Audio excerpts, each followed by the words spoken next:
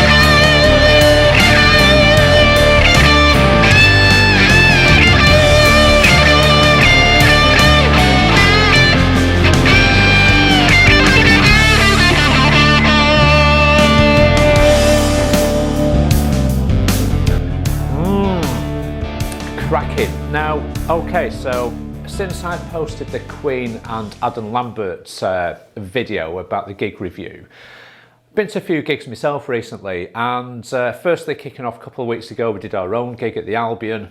So I just want to introduce a guitar which I used at that gig with the black Strat. And if you remember, I did a bit of a video on the Gary Moore collection which came up for auction, where I was very interested in buying or bidding on Gary Moore's 1961 SG Junior, and watch that video to find out what really happened. But as you probably found out, I did not buy the guitar, but I did buy this, and I bought a Les Paul Junior reissue, which is a Gibson custom shop jobby do. It's got the great P90 dog ear pickup on it, which is single coil, which is ace. Did the full gig virtually with this guitar, and I have to say, for a number of reasons, it's brilliant. It's absolutely amazing. It's very light, it's very comfortable, very simple to use, and the tones are amazing. Just have a little bit of a listen to this. So let me just give you a little bit of a feel. And it sounds nice and kind of clean at low sort of levels.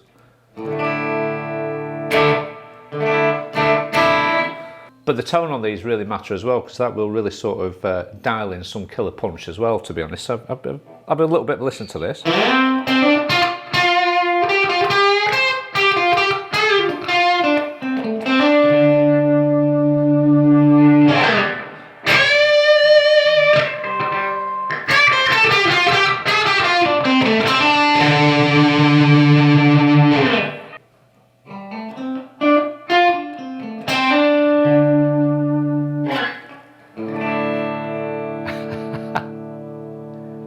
Right, whip that off. Anyway, so that's the latest addition to the Gigs and Guitars stable of decent guitars and stuff.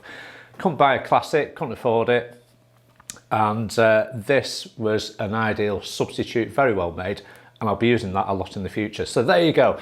Okay, so quickly moving on. So we did the gig at the Albion with the Cooper Collective. I've mixed a video, which is a cover that we did at a pub in Blackpool a few months ago, which is Sweet Dreams by the Eurythmics. And we used 3 bog standard video cameras, including the one that I'm recording on at the minute. All the audio is from the actual individual cameras themselves, which I've mixed. There's no sort of amplifiers mixed up or keyboards directly fed into mixing desks. There's none of that nonsense. And what I will do, I'll upload that video in about the next week so you can see it in its entirety and just see what you can do with 3 basic sort of cameras, but using the skills of, say, Tom and Norman and myself into producing a really good video. But when it's come out of these monitors just here, it's actually sounded pretty good. So let me know what you think when I do upload that. so I went to my local music venue in Blackpool to the Waterloo, and I watched a great band with Michelle and a few friends of ours, and we watched Voodoo Room, which is a three-piece classic rock band in the vibe of Cream, Eric Clapton, Jimi Hendrix. And guys, if you want to watch a great band, they were just fantastic. Just very simple sort of setup, Marshall amp, nice Fender style guitars. I think I had an SG in there as well.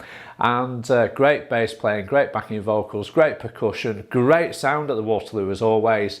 And these venues have one purpose in mind, and that's to produce great sound content and deliver a great visual performance as well. If you see Voodoo Room coming up in a venue close to you, I suggest you get some tickets, get yourself down there and just enjoy a bit of Hendrix and a bit of Cream done very, very well.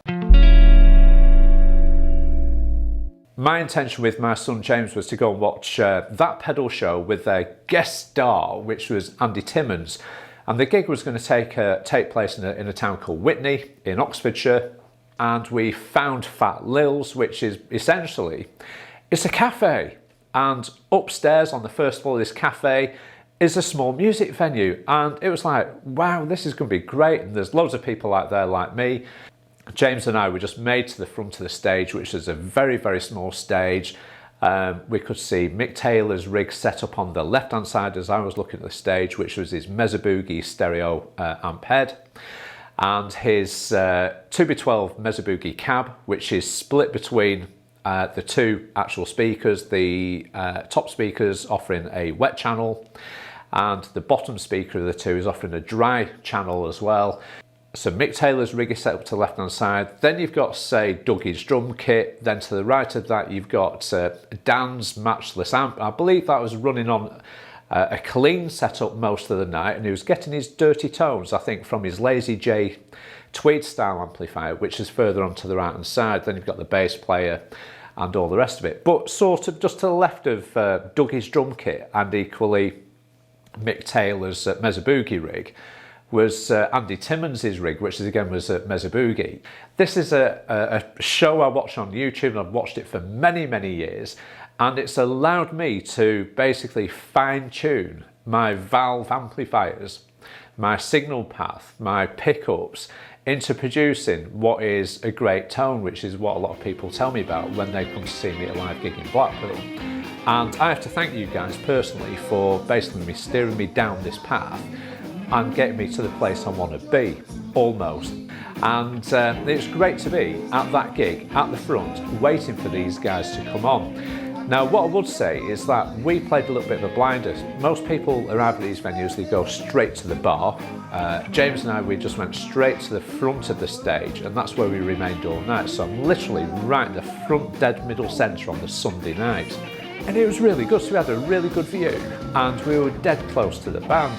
So Dan and Mick came on, and they delivered a stunning set of classic tunes ranging from, say, Message in the Bottle of Police, and Dan and Mick played all the Andy Summers stuff really, really well. But what I have to say, first impressions was the sound.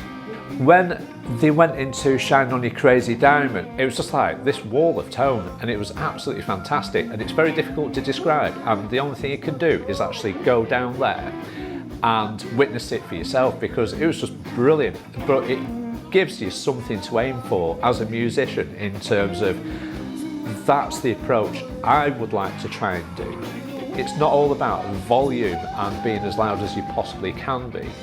It's all about producing dynamically rich tones throughout the spectrum of sound to deliver a great performance. And guys, you did that really, really well, and I'll never forget that, because it was just the best thing I've ever heard. Okay, so their set went through some iconic tracks. The highlights for me was Toto, Rosanna. Mick Taylor played a brilliant solo in that. The first set finished, we had a little bit of a break. Second set started where Andy Timmons came on. We're still stood at the front, and I'm literally within 2 feet of Andy Timmons on his Ibanez Signature Series guitar. His guitar tones were nothing but incredible. His fingers were just all over the place. I couldn't keep up. My son James was massively inspired by Andy Timmons, and I think he was just absolutely in a trance of awness as he watched Andy Timmons going through this gig, and it was just absolutely amazing. It really, really was. So Andy Timmons went through his iconic track, Electric Gypsy. I love that track, I really, really do. And what was good about that gig was that Andy Timmons, now and then, he gave you direct eye contact, and sometimes I thought, whoa, my God, Andy Timmons is looking at me right in the eye and he's just there. So once Andy Timmons had finished his set, Dan and Mick came back on and they jammed iconic tracks like Hendrix's All Along the Watchtower, some great guitar work going on. My son James can play that himself, so he had a direct connection with that track. And the view we had was that close and that sort of personal. If we'd been any nearer, we'd probably been in a direct relationship with the band, which is a bit weird really. But it just goes to show how close we were to that pedal show band with Andy Timmons and getting all that natural vibe, that lovely organicness from these amplifiers that are not coming out of the PA system, because we were obviously stood inside the actual PA speakers, so we could hear the actual natural tones, which was absolutely remarkable. We then went back to the hotel, had a great night, jumped back in the car next day, flew back to Blackpool. As I said, we did just over 700 miles in a round trip, getting to and from that pedal show with a deviation to Goodwood Festival of Speed on the Saturday. And I have to say, it's worth every penny. So next time that pedal show comes up, I'll definitely be first in the queue for a ticket, because it's just a great experience. Fat Lill's is just another case in point of a small venue which offers great acoustic sound for a great performance. And much like the Waterloo Music Bar in Blackpool, which is just a little bit bigger but along the same kind of lines, again, they just have one purpose in mind, and that's to deliver a great acoustic performances with a great light show, with a great stage, with a great bar. And everything's fantastic about these smaller venues, much so than the arenas. So since the last video, I've had a number of sort of comments and contacts made saying, Kev, I think you're onto something in terms of arenas. And one or two people have told me that they've not enjoyed the sound experience from arenas when they paid a lot of money to go and see gigs. Big bands are all about their tone, their unique musical writing styles. And if you can't benefit from that or hear it when you're at these gigs, then there's something clearly wrong with these big venues. So I've been to 4 fantastic gigs since going to the O2 in London to watch Queen. And for me, I've had a far better experience in the smaller music venues. The more intimate, there's a better two-way connection between you and the band. The sound is better, the lighting is better. The whole experience is fantastic.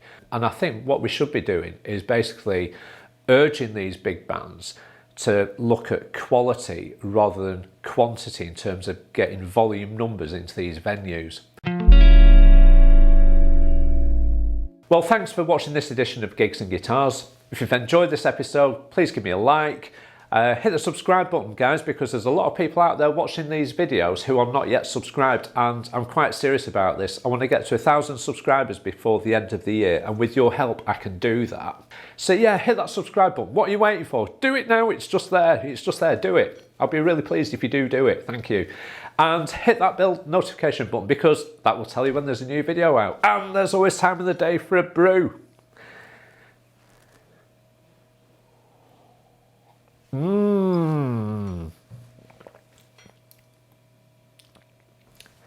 Cracking.